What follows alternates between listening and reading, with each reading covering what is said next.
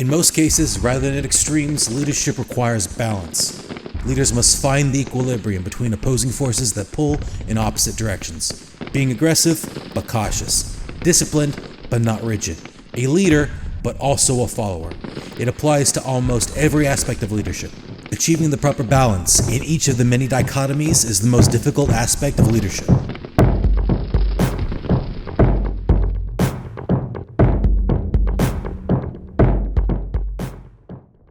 Hello everyone, and welcome to War is My Business. Today we'll be discussing the book, The Dichotomy of Leadership, Balancing the Challenges of Extreme Ownership to Lead and Win by Jocko of Willink and Leif Babin.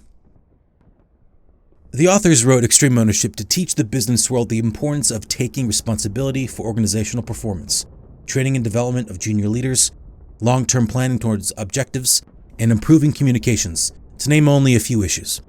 These elements of effective organization were lessons learned through their deployment to Iraq and subsequent training commands. If these were weaknesses for military organizations, then they were likely weaknesses for businesses too. They taught their students to tackle these problems like their livelihoods depended on it, and many did put changes in place to improve them. After publication of Extreme Ownership, the authors, Jocko of Willink and Leif Babin, began to notice a new problem arise amongst their students. While it fixed many of the problems businesses were seeing, some took it to an extreme, possibly as a consequence of the name Extreme Ownership containing the word extreme. Most things in the world require balance, but people either do too little or too much. Extreme Ownership was written for those that were doing too little in the way of leading their organizations. This book, The Dichotomy of Leadership, was a response to seeing people begin to take things too far to the other end of the leadership spectrum. The entire book is about balancing the various responsibilities of leadership. Every chapter, except for the introduction, covers some type of issue that requires balance. Like their other books, they first discuss an experience they had while leading training evolutions or in combat in Iraq. These experiences lead into a discussion about a particular principle, which in turn leads into an actual anecdote of teaching and applying this to the businesses of their clients. Usually the business scenario occurs as a result of a student or organization taking a principle of extreme ownership to such an extreme that Jocko or Leif have to rein them in and balance them back out.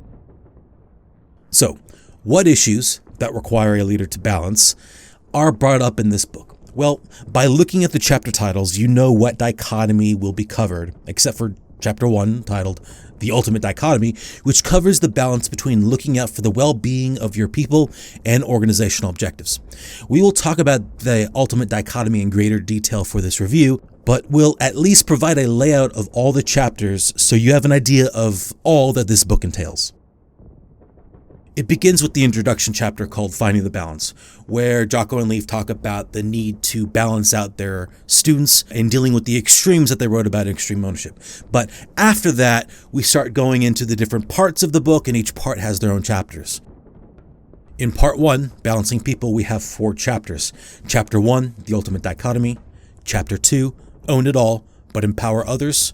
Chapter 3, Resolute, but Not Overbearing. And Chapter 4, When to Mentor, When to Fire. Following that, we have Part 2, Balancing the Mission. In that, we have chapters 5 through 8. Chapter 5, Train Hard, but Train Smart.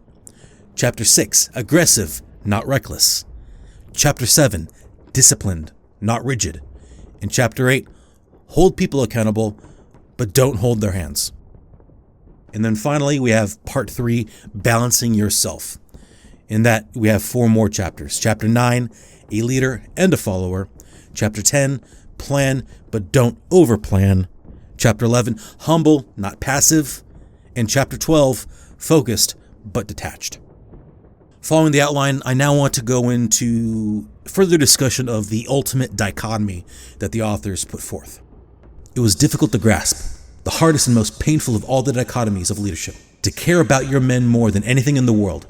So much so that you'd even willingly trade your life for theirs, and yet, at the same time, to lead those men on missions that could result in their deaths. A quick historical example of the ultimate dichotomy.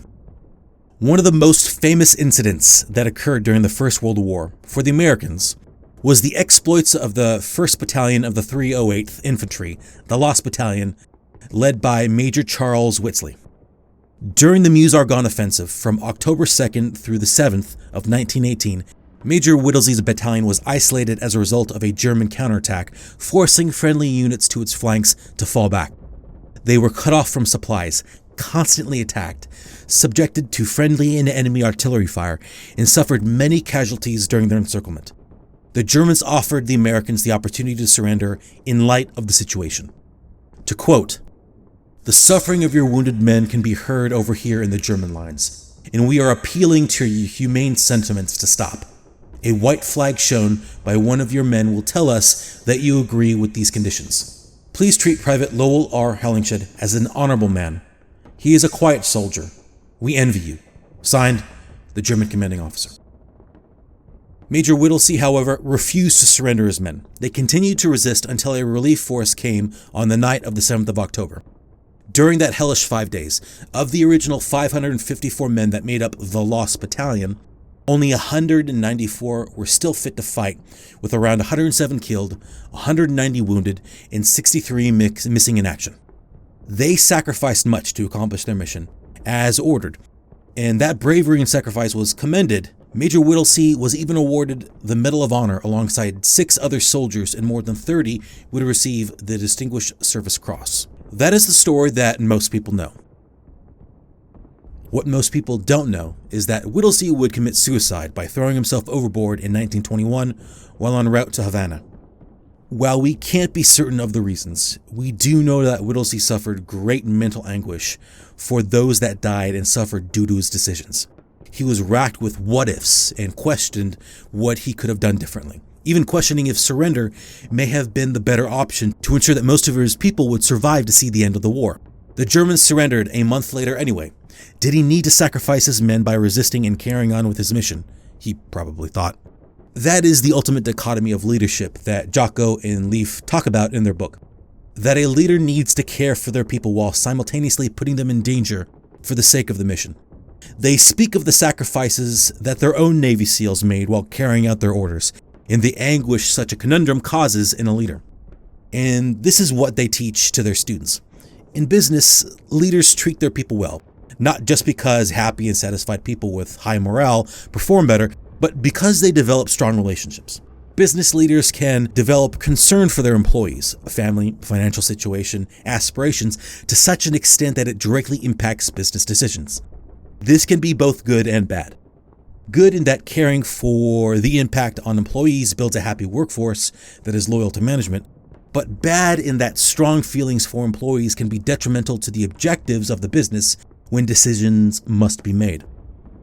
The primary goal of a business is to generate a profit, at the very least, while providing their goods and services. Profit is necessary to keep the business functioning. Without profit, the business may go into the red and everyone's livelihoods may be at risk.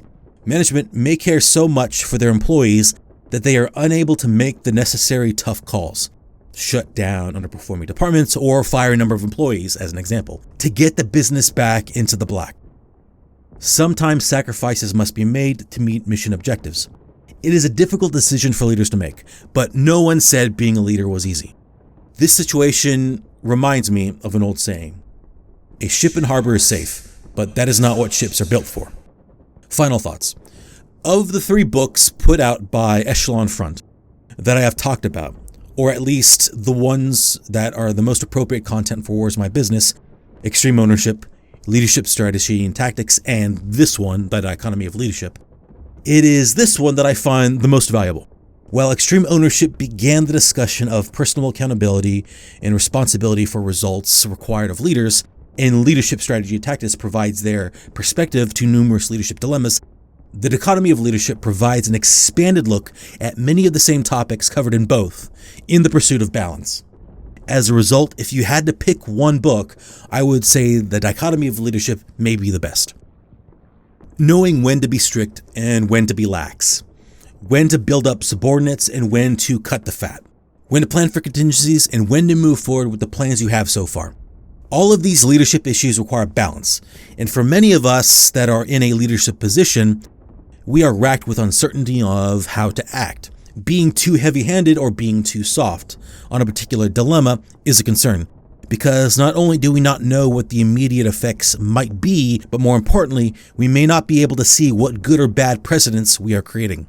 This book, I feel, provides the greatest value since it helps provide a perspective on relatable and common issues in both military organizations and in the business world that we all struggle to determine. Questions about what to do without clear answers. Hopefully you found some value in this book, and if this book does interest you, as it did me, and you would also like to support Wars My Business, please look down in the description. We have provided an Amazon link that if you use will provide a referral fee back to us. And again, I thank you for your time and listening in on this book review. Thank you very much.